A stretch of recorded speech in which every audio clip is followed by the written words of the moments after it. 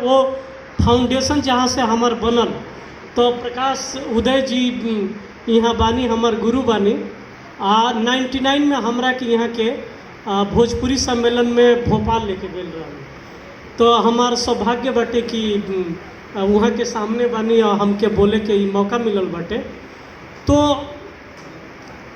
जब हम भरत शर्मा का गाना आयल रहे, हमार नेहिया देहिया में गदराइल, तो बड़ा ओकर जो मेटाफर बा भोजपुरी में पहली बार यह तरह का मेटाफर देख के हम एकदम चकित रहनी। लेकिन तब ले आ गया रंग, तेरी मोहब्बत ने दिल में मुकाम कर दिया। तो इतना मेलोडी रहे। हम काले कहीं लिखले रही कि एक्चुअली गाना में असल खेल धुन का होला।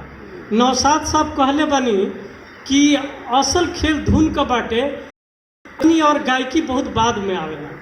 ये सच बात बा। चाहे गीतकार कवि कितनो बढ़िया लिख दे, अगर म्यूजिक डायरेक्टर ओकर धुन सही से ना बनाई तो वो गाना कबो ना चल सकेला, वो जनता के दिल में पहुंच ना पाई। चाहे अरिजीत सिंह से गवा लो, चाहे गुलजार साहब से लिखवा लो, लेकिन अगर ओकर धुन बराबर ना बनल तो वो ना करे। हम बहुत अल्टीमेट कई गो पोइट्री लिख के देख लिया नहीं, तनिक कमजोरों लिखाई लेकिन सही लड़ गई कि ठोक देंगे कट्टा कपार में, आइए ना हमरा बिहार में। अब हम ये लाइन लिखे जब खाकी द बिहार चैप्टर के नीरज पांडे की यहाँ हमरा के लिखे के मिलल।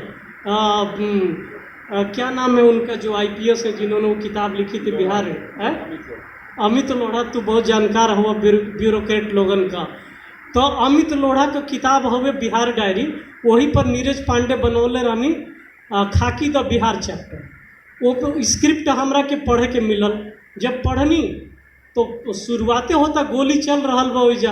अब गीतकार का सोची सिचुएशन जवन मिलल बाटे, तो लिखनी कि बुद्धा की धरती की परती पर उगल बंदूक यहाँ, बुद्धा की धरती की परती पर उगल बंदूक यहाँ, अब बुतरू से भी क्या मजाल की जाए निशाना चूक यहाँ, ठोक देंगे कट्टा कपार में, आइए ना हमरा बिहार में। तो अब ये सिचुएशन है। खाकी और खद्दर में भैया गजब कनेक्शन होता है, खाकी और खद्दर में भैया गजब कनेक्शन होता है, और बड़ा कांड हो जाने पर ही यहाँ अटेंशन होता है। लोड लेते हैं आप तो बेकार में, आइए ना हमरा बिहार में। तो कहने का मतलब है कि कहला का माने ये बाटे कि कौना तरह से जब हम रंग का गाना सुन ली, हमारा मन में रहे कि हमके फिल्मन में जाए के बाद गाना लिखे के बाद। खैर हम आ गए नहीं ग्रेजुएशन में, वो समय अशोक द्विवेदी से भेंट भइल। पाती पत्रिका के वहाँ के संपादक हैं, हमारे गुरु हैं। उनके माध्यम से फिर प्रकाश उदय जी से हमार भेंट भइल। हमके बहुत सीख मिलल। तो वो करत करत फिर हम JNU चल गई। जब JNU गई, अभी BHU ले रहनी, तो कॉन्फिडेंस ना आयल है नौकरी छोड़े के बारे में कि नौकरी करे के चाही कि ना। लेकिन जब JNU में गई नहीं तो कॉन्फिडेंस आ गई। काहे कि दोस्त सब हो गई ना सा IAS IPS, तो सब कहे लगना कि तुम जाओ हम लोग संभाल लेंगे, तुम्हें जो ज़रूरत होगी। तो हम ये आयावरी के मन से बोला था नहीं कि कम से कम हमारे दोस्त 25 लाख ले हमरा के स्ट्रगल पीरियड में भेजले रहा।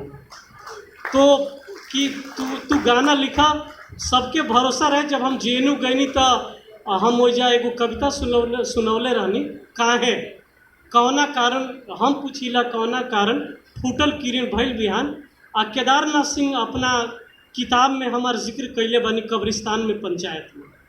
तो केदारनाथ सिंह अखबार में आर्टिकल लिख दियनी, तो तनी हम ढेर चर्चा में आ गई। नहीं वाइस चांसलर भी बोलवा लिया ना, GK चड्ढा उस समय VC रहना।